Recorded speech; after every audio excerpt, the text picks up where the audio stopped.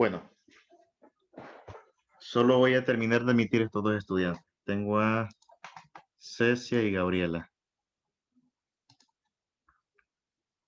Vamos a ver.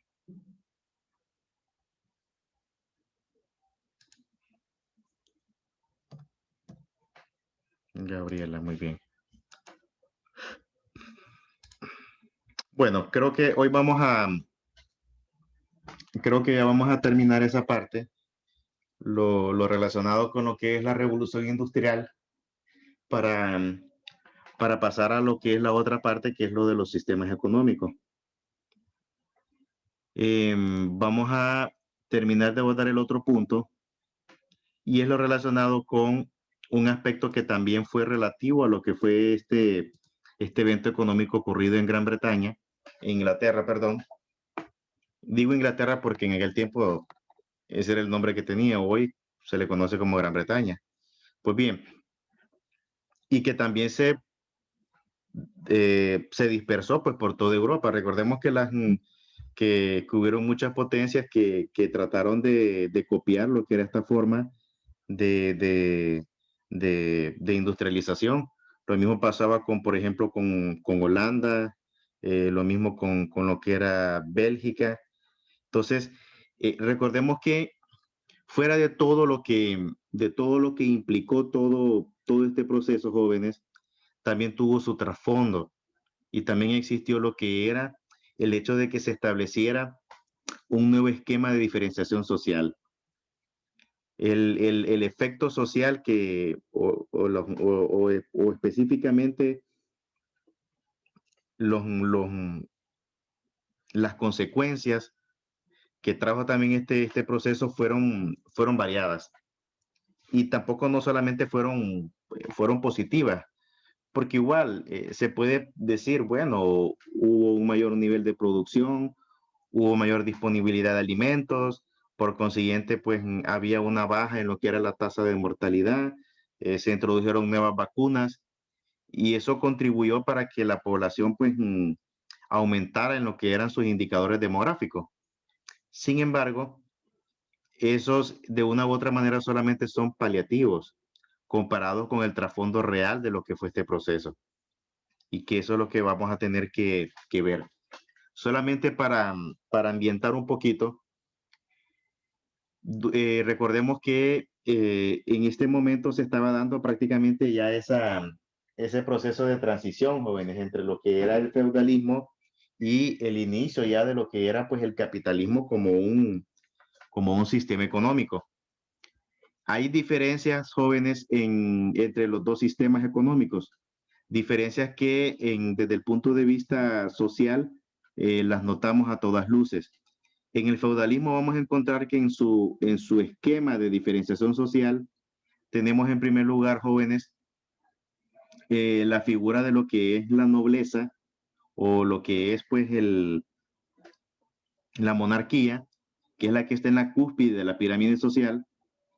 Luego le siguen, por ejemplo, lo que son los señores feudales, que los señores feudales son los que tienen prácticamente a su disposición los beneficios otorgados por la monarquía. Recordemos que venían los monarcas y a los señores feudales les otorgaban grandes parcelas o grandes cantidades de tierras. Luego el señor feudal lo que hacía es que con estas tierras eh, las explotaba. Las explotaba en el sentido de que las utilizaban para lo que era la actividad agrícola. El detalle es que la manera o el mecanismo que utilizaban era que venía y habían, vaya, teníamos los campesinos, que era el otro sector. Entonces, a cada campesino se le otorgaba su determinada porción o a cada familia. La familia tenía la responsabilidad de cultivar y de cosechar. El detalle es que el señor feudal determinaba cuál iba a ser lo que le tocaba o cuánto iba a ser lo que le tocaba al campesino, producto de la cosecha. Micrófono, por favor. Producto de la cosecha. El detalle es que el campesino llevaba siempre las de perder, porque el señor feudal era el que se quedaba con toda la producción y la cosecha. Entonces, eso generaba en primer lugar que en primer lugar el campesino siempre estuviera prácticamente como una forma de esclavitud, porque solamente trabajaba para la comida. Las condiciones de pobreza eran espantosas y generalmente esto se daba en lo que era el medio rural. Ahí es donde tenían su área de influencia los señores feudales. En cada una de las ciudades y en cada uno de los centros urbanos tenían su sede la monarquía. Y también habían sus pequeñas clases de comerciantes y artesanos, pero eran menores en comparación con el poder que tenían tanto la nobleza como también pues los señores feudales. A partir de este momento entonces vamos a ver de que esa es uno de los aspectos que definen a lo que es el feudalismo como tal, sumado al hecho también de que el medio de producción era la tierra. Recordemos que la principal actividad económica era la agricultura. Esa era la actividad económica que predominaba en el feudalismo, debido a que como la tierra era una forma de tenencia por parte de los señores feudales, era explotada y así de esa manera pues obtenían los cultivos que después cosechaban los campesinos. Entonces esa era la dinámica de poder y en eso prácticamente se caracterizaba lo que era el proceso de diferenciación social. Habían diferencias sociales, jóvenes. Recordemos que prácticamente los campesinos eran los que llevaban a de perder. La nobleza tenía su poder, que el poder que tenía la nobleza era hereditario, por el simple hecho era un poder, Profe, ajá, pero y que eso no sigue siendo igual. sí, sigue siendo igual. Yo lo que hago es que lo establezco desde el punto de vista de cada sistema económico, pero hoy en día sigue siendo igual, quizás de diferente forma, pero en el trasfondo es que Profe, por eso hay una cuestión que quiero establecer bien, jóvenes, que lo quiero establecer bien. Cuando se inicia y cuando se establece la revolución industrial, se genera hay un cambio en lo que es el esquema de diferenciación social. ¿Por qué? Porque aquí entran en escena otras situaciones y otros aspectos. Cuando les hacía la diferencia entre lo que era feudalismo y lo que es ahora revolución industrial, es para que ustedes puedan ver y puedan extrapolar las diferencias que había. Por ejemplo, ahorita en la revolución profe, industrial, ajá, dígame. perdón, disculpe. Dice Cecia que si la puede dejar ingresar. Ah, perdón, perdón, vamos a ver. Vamos a ir. Cecia. Cecia la había dejado ingresar, pero ¿qué pasó? Se volvió a abrir. Cecia está Le ahorita. tengo una pregunta. Ahorita la tengo ya está adentro en la sala de. Dígame. Este, ay, no, no, es que ya me olvidó, pero Su nombre, hija, primero para ir anotándola. Angie, es que sí, tenía una pregunta. Es que me olvidó la palabra, que usted dijo una palabra, que eso de la clase social, la nobleza. La nobleza es ahora como la clase media, profe.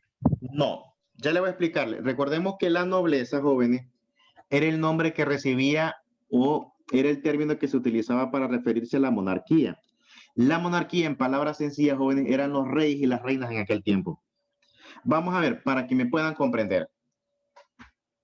¿Quiénes conocen en Inglaterra, por ejemplo, el príncipe, la historia, por ejemplo, de la princesa Diana, la reina Isabel? Yo, Todos conocen bien yo, cómo.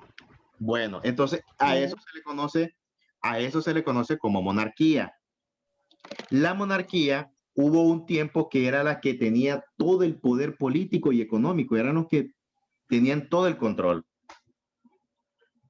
Pero cuando se da, pues lo que fue la Revolución Francesa en Francia, que fue una revolución a nivel político, es cuando se comienzan a erosionar y a desmoronarse lo que es el poder monárquico. En Francia, por ejemplo, la monarquía fue prácticamente diezmada. Y es cuando toman el poder, ya el poder es tomado pues por lo que son las masas. Lo mismo pasó, por ejemplo, con la revolución en lo que es en el caso de Rusia. cuando ustedes vieron el video con lo que es pues la familia Romanov, es decir, lo que era el fin del reinado de lo que era el zar Nicolás II. También esa era una monarquía. Profe, Entonces, ajá, lo que me he fijado es que algo que por lo general tienen las monarquías es que llegan en un punto que sus recursos económicos bajan y se encuentran como en ese tiempo de litigia que están buscando fondos y uno de los fondos sería la colonización. ¿su nombre, hija? Jennifer. Jennifer. Profe, yo tengo otra pregunta. Vamos a ver. Voy a anotar las preguntas para ir respondiéndolas una por una. Su nombre, para anotarlas. Madeline, profe. Madeline. La escucho, Madeline. Es que usted dijo que antes la monarquía tenía el poder económico y el poder social. Y que a través de la Revolución Francesa eso cambió. Entonces, ahora, ¿cuál sería el poder que tiene la monarquía actualmente? Ah, bueno, ok. Vamos a hacer algo. Primero voy a responder la pregunta o la inquietud de Jennifer y luego paso con la suya, ¿ok? Partiendo de lo que me decía Jennifer. Durante el tiempo en que se dan jóvenes, la expansión colonial de Europa hacia lo que es el resto del mundo, ese tiempo prácticamente se caracterizó porque en ese momento cada uno de los países o cada una de las potencias europeas que tenían colonias en el mundo eran dominadas por monarquías. España, Portugal, lo mismo que pasaba con Francia, lo mismo que con Inglaterra. Entonces, las monarquías proyectaban su poder, incluso lo hicieron más allá de su territorio, sino también lo hicieron prácticamente en las nuevas zonas que estaban conquistando. En el caso de España, pasaba lo mismo. Recordemos que, permítame, Luisa, ya la vamos a, solo termino de contestar estas cuestiones.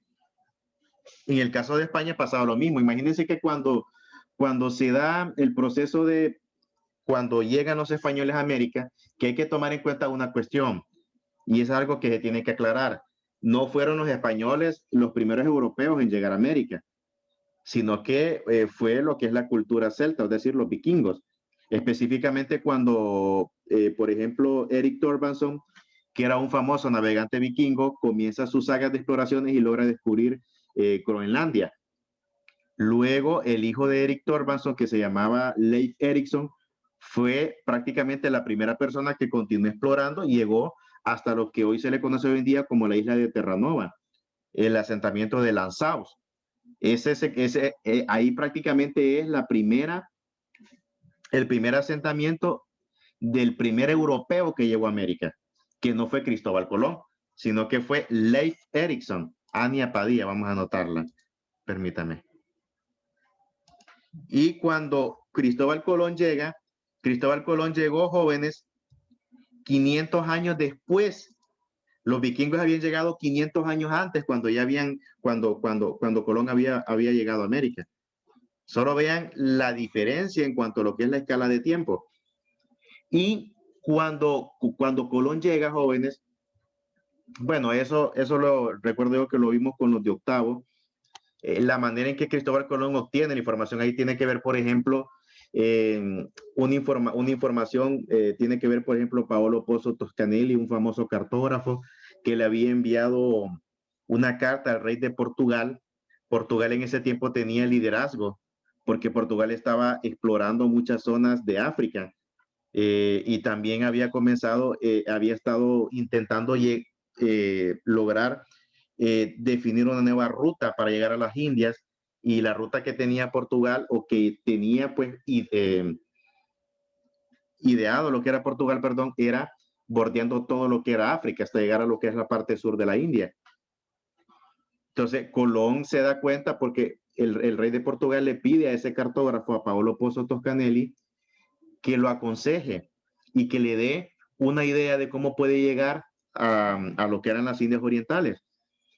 Porque el rey como que no estaba un tanto seguro con las propuestas que tenían sus asesores.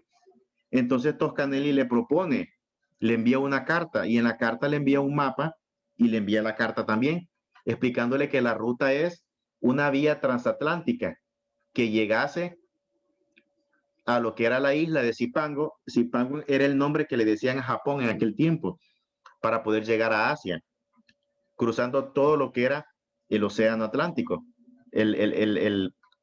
prácticamente todo lo que era el Atlántico y el Pacífico. Nada más que ellos no sabían que estaba América en ese tiempo. Colón se da cuenta a través de un funcionario del gobierno de lo que era la realeza portuguesa. Se le conocía o se le llamaba Lorenzo Berardi. Lorenzo Berardi le da a Colón o le permite que Colón conozca lo que era esa información. Colón a partir de ese momento entonces sabía de que sí era posible llegar a lo que era el otro lado del mundo por lo que era esa vía marítima. Por eso es que Colón, entonces a partir de esa información, él transcribió la carta. Hoy se conserva en lo que es la Biblioteca Colombina, lo que es la transcripción de esa carta que hizo Colón, que eso más bien fue un robo de información. Y Colón se da cuenta. Y a partir de ese momento Colón comienza a preparar y a organizar lo que eran sus viajes de exploración hacia lo que eran una nueva ruta, lo que eran las Indias Orientales. Imagínense cómo es la vida. Colón va a los reyes de España, fue también a los reyes de Portugal y le propone al rey de Portugal su idea y el rey de Portugal se la rechaza. Después va a los reyes de España. Los reyes de España se la rechazaron muchas veces. En uno de esos tantos intentos, una persona que era muy llegada a lo que eran los reyes de España, se le llamaba, el nombre que tenía era Luis de Santángel. Él era el escribano del rey de España. El escribano era una persona que se encargaba de llevar las cuentas y contabilizar todo lo económico. Pero este hombre también era un hombre muy adinerado, era un comerciante de origen judío. Se le conocen como judíos conversos. Entonces, era un comerciante que había acumulado mucho poder. Y una de las razones por la que España a Colón le negaba era porque la monarquía española estaba prácticamente en la calle, no podía ni siquiera ni prestarle el dinero ni facilitarle el apoyo a Colón para financiar lo que eran sus viajes de exploración. Entonces, Lorenzo Berardi le dice a los reyes de España, yo puedo prestar el dinero. Y entonces él presta el dinero a los reyes de España para que de esa manera los reyes de España le financien los viajes a Cristóbal Colón. Y fue así como Colón entonces obtiene el respaldo y después pues se hace lo que es pues lo que son las capitulaciones, donde ya se establecen los acuerdos de cómo iba a ser la repartición de pastel en el caso que se hacen nuevos territorios. Entonces, de esa manera fue que llega con lo que es Cristóbal Colón. Y esa era la forma y la manera en la que las monarquías, por ejemplo, tenían su incidencia en cada uno de estos procesos. En el caso de los procesos de cuando se da la colonización en todos los demás territorios, eran cuando estaban vigentes las monarquías. Y era una forma también que ellos utilizaban el poder colonial, Jennifer, lo utilizaban también para obtener beneficios. Y las colonias eran una fuente incalculable de recursos y de beneficios. España, por ejemplo, a raíz de todos los recursos que extrajo de América y de también sus colonias que tenía en lo que eran las Filipinas, se agenció de una cantidad, una riqueza inconmensurable. Lo mismo hicieron los británicos. Cuando los británicos proyectan su poder colonial más allá de su frontera y cuando establecen colonias en la India, en muchas zonas de América, en el Caribe específicamente, bueno, los Estados Unidos fue una colonia inglesa. Entonces, eran fuentes de recursos que tenían para poder, pues, aumentar más lo que era su poder. ¿Me explico? No sé si le aclaré un poquito la incógnita, hija. Sí, profe. Gracias. Viendo lo que me explicaba, a lo que Madeline hizo la pregunta, ¿qué pasaría Repítame la pregunta, Madeline, ya no me acuerdo ya, hija, ya. Madeline.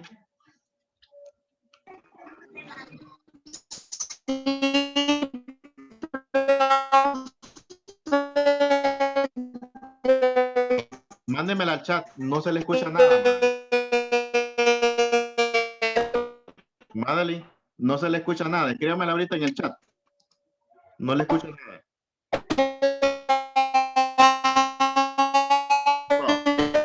No se le entiende nada, Madeline. Madeline, apaga el micrófono, no se le escucha nada. Tiene problemas con su audio. Mejor escríbame al chat. Escríbame al chat la pregunta suya, hija. Tiene la monarquía actualmente. Madeline, repita. Yo creo que se la arregló Profe, ya. yo tengo una pregunta. Madeline,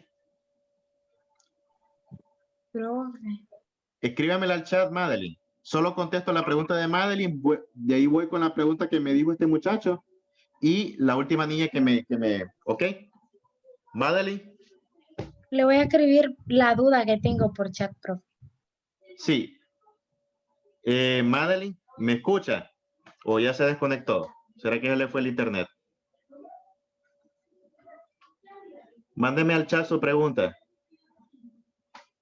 Ya me apareció el aviso de los 10 minutos ya.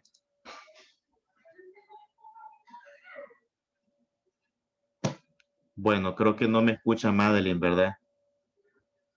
Mándeme al chat la pregunta, hija. Es que yo no recuerdo, no sé si me preguntó que qué pasaría si no existieran o si no hubiesen existido. No recuerdo bien la pregunta que me hizo. Bueno, por mientras ella, hubo un joven que me quiso hacer una pregunta. ¿Quién era? Yo, Yeshua. Dígame, Yeshua. sí, Voy a anotar su nombre primero, permítame. Como participación. Dígame. bueno, es que ya que tocó el tema de la monarquía, tenía una duda. Sí. La reina Isabel,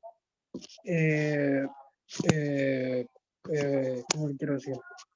La reina Isabel tiene poder sobre el Reino Unido, que la comprende Inglaterra, Escocia, Gales, Irlanda del Norte, Sí. o de Gran Bretaña, que es la isla que comprende los países de Inglaterra, Escocia y Gales.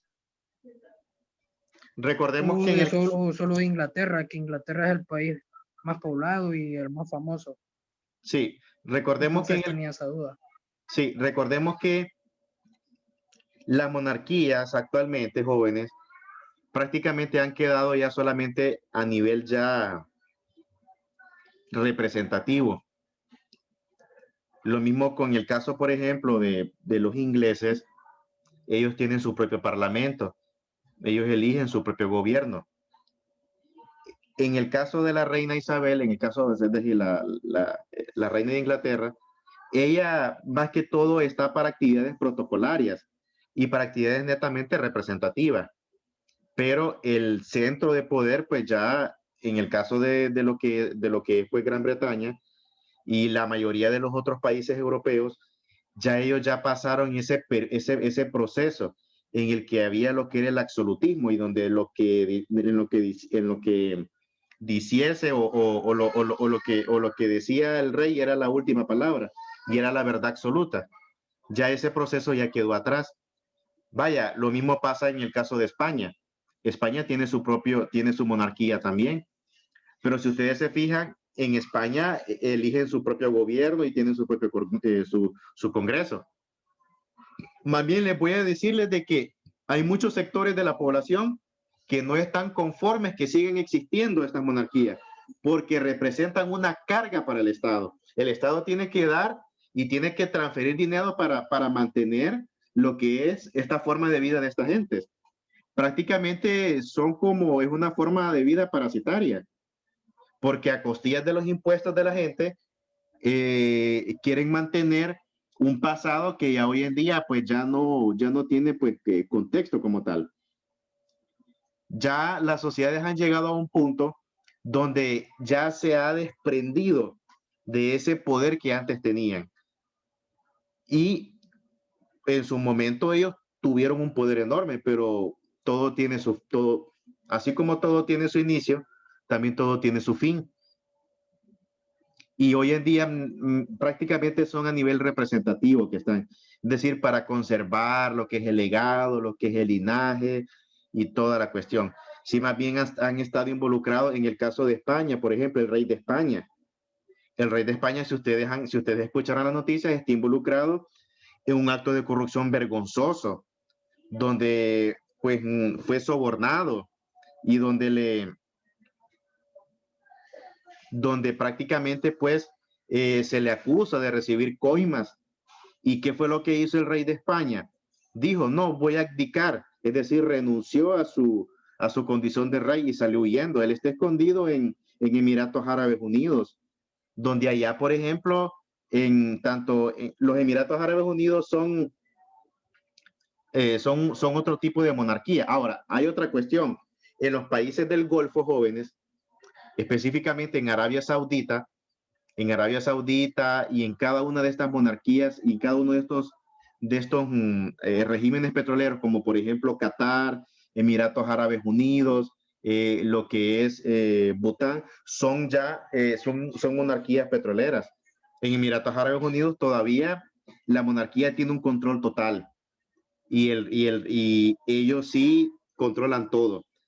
Ahí sí podemos hablar de que ellos todavía mantienen lo que es un poder político y económico como tal. Ahí Caso son contrario con Europa.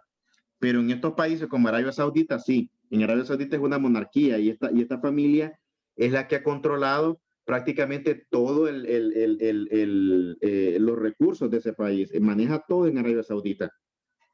Maneja todo. Le conocen en los otros países, como por ejemplo en Emiratos Árabes Unidos, ellos tienen sus propios títulos como emir, por ejemplo, sultán, son títulos nobiliarios que ellos tienen.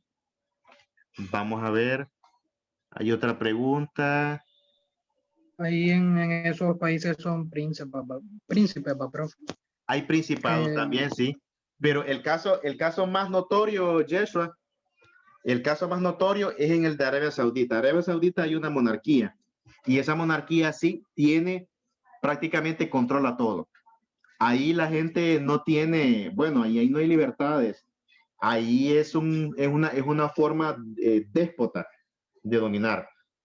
Y se ha valido su poder, en el caso de Arabia Saudita, el poder de esta gente, de esta monarquía, ha sido nutrido por los petrodólares, el petróleo, porque como Arabia Saudita es uno de los miembros de la OPEP es la organización de países exportadores de petróleo, OPEP, y Arabia Saudita es uno de los mayores exportadores. Es el país que tiene pues enormes yacimientos, no los mayores yacimientos, porque los mayores yacimientos los tiene Venezuela, seguido de lo que es Rusia e Irán. Y actualmente que se están dando grandes descubrimientos de petróleo. Bueno, Irán es otro país petrolero, acaba de descubrir una reserva que es descomunal. Entonces, en el caso de específicamente de los países del Golfo Pérsico, exceptuando Irán, porque Irán ahorita tiene un sistema de gobierno diferente, que no es monárquico, ya es como un tipo de estado teocrático, porque en Irán tenemos la figura de los ayatolá y también tenemos la figura de lo que es pues el presidente. Pero todavía los ayatolá solamente están a nivel religioso. El ayatolá, joven, eso es el nombre que reciben el máximo líder religioso de ese país. Es como que si fuese, por ejemplo, como que habláramos del Papa. Nada más que en el caso de ellos, los ayatolás son personas que tienen un gran nivel de respeto y de importancia para esa persona. Me pregunta Yeshua, ¿cuál es el problema que tiene Inglaterra con la Unión Europea? Bueno,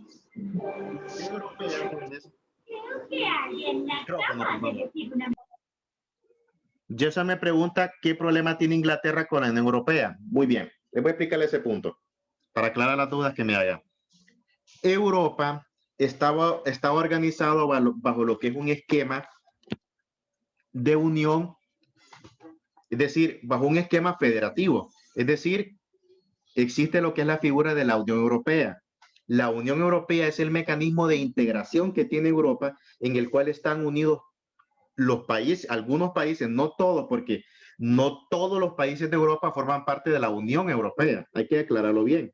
Pues bien, entonces la Unión Europea es un mecanismo de integración política, económica y social que tiene Europa con sus países. Sin embargo, tiene sus particularidades, y es el hecho de que la Unión Europea le da la libertad para que cada país tenga su propio gobierno y tenga su... Profe, disculpe, dice Jimena que la deje entrar. Ok, ahorita le dejo. Con la única diferencia que estos países tienen su nivel de autonomía.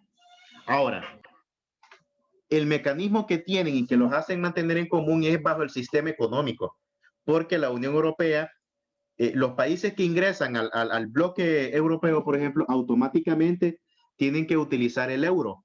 El euro es la moneda oficial. Entonces, todos los miembros de la Unión Europea tienen que utilizar el euro, tienen que abandonar su moneda original y utilizar el euro como la moneda oficial. Actualmente el euro, por ejemplo, es la moneda de divisa